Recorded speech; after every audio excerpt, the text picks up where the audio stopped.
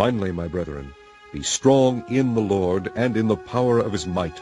Put on the whole armor of God, that ye may be able to stand against the wiles of the devil. For we wrestle not against flesh and blood, but against principalities, against powers, against the rulers of the darkness of this world, against spiritual wickedness in high places.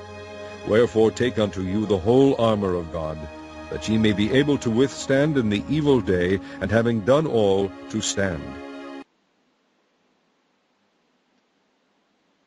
Minutes before the end of a broadcast of a Family Guy episode, which was simultaneously being aired on the BBC, in which the plot revolved around Robin Williams and a failed suicide attempt. The Independent reports Robin Williams' Family Guy episode about a suicide attempt aired on BBC Three as news of actor's death broke. In the episode, Peter Griffin is cursed with the ability to turn everything he touches into Robin Williams. Driven to madness like King Midas, the curse leads Peter to try and commit suicide. And the episode ended just minutes before news of the tragic suicide of Robin Williams' death emerged, prompting BBC viewers to remark on the chilling coincidence of the two events. The episode ended just as the news broke about his death, a BBC spokesperson said. This was a repeat that we have shown a couple of times before, so who could have planned it?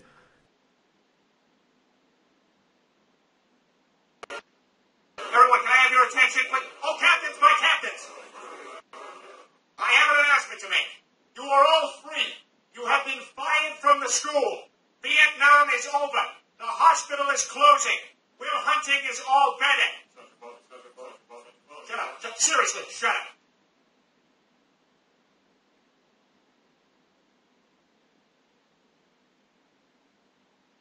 up.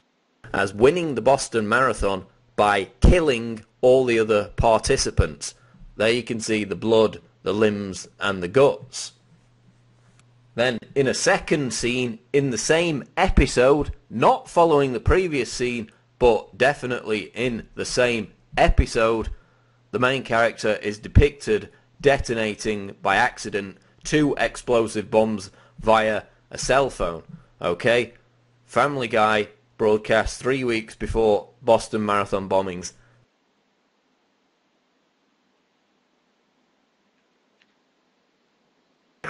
Seth MacFarlane is actually a closet Satanist, if not a blatant atheist, and maybe even part of the Illuminati. I'm going to show you some clips and some pictures and whatnot to kind of back that up. And I want to get your feedback and see what you think. First up is a clip I'm going to show you. So I'll let you go ahead and see that. Now here you see the book in the background there, just there, that has the symbol of the eye on it. And also you saw a book on the far left at the end of the counter that had a magnifying glass. Now pay attention to that magnifying glass, because I'm going to come back to that. There you see the same book again. I don't think you want this book. It's all about...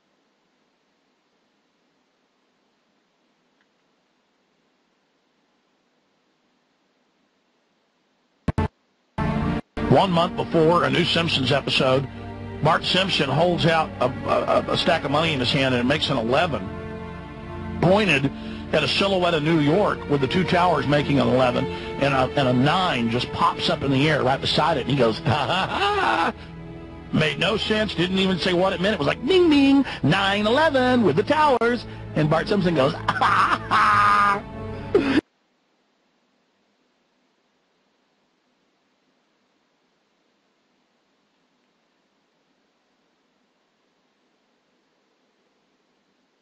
A giant supermoon has lit up the night skies across the world in one of the most anticipated and most dramatic astronomical events of the year. This year's Perseid meteor shower meant that scientists and stargazers around the globe were dazzled by the biggest and brightest supermoon of this year. The phenomenon occurs when a full or new moon coincides with when the moon is at its closest point to Earth, making it appear bigger than usual. Recently, there's been this sort of misidentification of other full moons as supermoons. This is the supermoon. This is the largest full moon of the calendar year.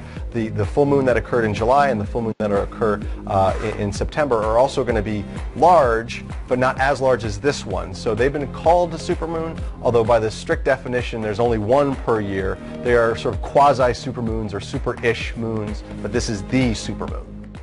Why do these rituals take place at certain key times of the year and so often are related to the phases of the moon? Because the moon has an influence on this planet, and also the sun. These also take place during different things that go on with the sun, but the moon it's kind of a really very cyclical thing with the moon. And it takes place on full moons, new moons. It has to do with the current religion, or what they're using, the Druid religion that they've taken and used. They still hold on to the Egyptology type of religion. They hold on to the Druidism, though, and they're currently calling themselves Druidic or Druid. And Druidism is tied in with the cycles of the moon, on which it has to do with planting, sowing, and harvesting. And there are so many days that they can use from this to their own purpose and their own end. There is breaking news now on Fox News Channel, and the stunning announcement has just come that the actor James Gandolfini of Sopranos fame and beyond has died at the age of 51. The word is from multiple reports and multiple sources, including HBO and others, that he died of a massive heart attack while on vacation, believed to have been in Italy. Take a look at the weather maps. You can see what's going on. There has been a lot of rain across areas of the far northern plains. Oh, hey, how about we talk about the supermoon first? So everybody, last night you had this really great big moon. Well, tonight is the big night. We are talking about the full moon tonight. The average distance between the Earth and the moon is around 238,000 miles. Well, here you go. This full moon, it's going to be around 7% closer. That's why it's going to appear larger. Full moon at 7:32 in the morning. Tomorrow morning, the moon will be closest to the Earth at 6:30. So tonight, you're getting that really beautiful full moon. And harvesting, and there are so many days that they can use from this to their own purpose and their own end, that they bring it about. There's a lot of ritualization with Druidism, and they love ritualization. As I look up at the sky, my mind starts dripping, a tear drops my eye. My body temperature falls. I'm shaking and they breaking, trying to save the dough. Pumping on my chest and I'm screaming. I stop breathing, damn, I see demons. Dear God, I wonder, can you save me? I can't die, my boo-boo's about to have my baby. I think it's too late for praying. Hold up, her voice spoke to me and it slowly started saying, bring your lifestyle to me, I make it better. How long will I live? How will I be the G that I want? Much better than you can imagine or even dream. So relax your soul, let me take control. Close your eyes, my soul. My eyes are closed.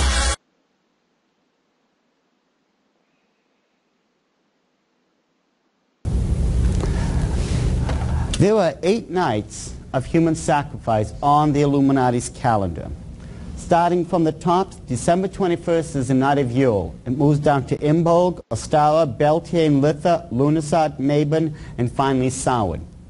Now the reason December 21st is at the top is because according to the Celtic calendar, this is the calendar that the Illuminati uses to this very day. The last day of the old year is October 31st. It begins on November 1st, the new year. Now you're going to find out this will have great significance. We will be getting to that. As we look through these nights, you're going to find interesting things are happening to them. If you recall in Genesis chapter 1, I believe it's verse 16, the reason God put the sun, the stars, the planets up in heaven was for us to measure the seasons by and to watch out for certain signs. This was a very specific purpose God put them there. And look at this. The winter solstice, the spring equinox, the summer solstice, and the autumnal equinox.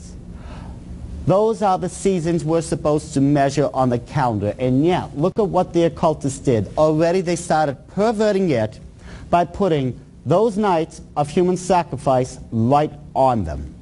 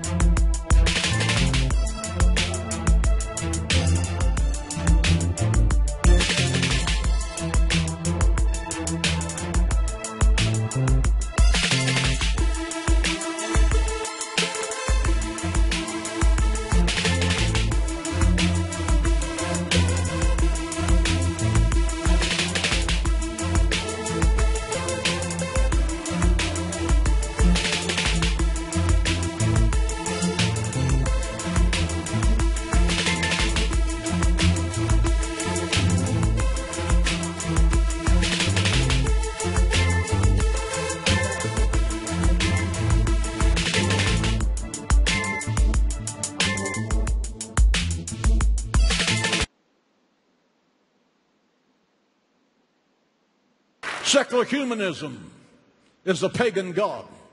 It has filled our drug rehab centers. It has filled our divorce courts. It has filled our shelters for battered wives. Secular humanism has filled our rape crisis centers, our mental hospitals, our singles bars, our penitentiaries, our roster of guests for the brain-dead television talk shows you see. America is becoming a pagan society. We are in a moral freefall when a school teacher cannot refer to the Ten Commandments, but is approved of teaching the principles of witchcraft. Our country is going in the wrong direction. When the Boy Scouts of America are censored and penalized for refusing to accept homosexual scout leaders, we are a pagan nation without shame. When we bow down to worship movie stars and rock stars whose moral code would make a sow blush, we have become a pagan nation. We have worshiped other gods and called it multiculturalism. We have endorsed sodomy and called it an alternative lifestyle. It's not an alternative lifestyle. It was, is, and always shall be an abomination unto the Lord.